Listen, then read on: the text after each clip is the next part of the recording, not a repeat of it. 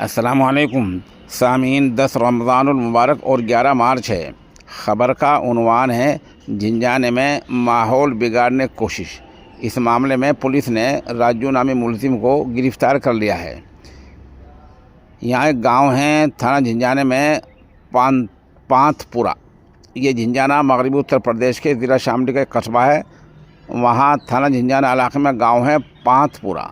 वहाँ होली का ढेर लगा होता, लकड़ियों का जो ढेर लगा रहता है, वक्त से पहले उसमें राजू वर्द रमेश ने आग लगा दी। इससे जो धार्मिक भावनाएं हैं उनको ठेस पहुंची है, माहौल को बिगाड़ने की कोशिश है। तो इस सिलसिले में पुलिस ने राजू गिरफ़्तार कर लिया है और ये गिरफ़्तारी उसी गांव के पीका बंजारा वर्द सोनपत सिंह की तहरीर पर हुई है।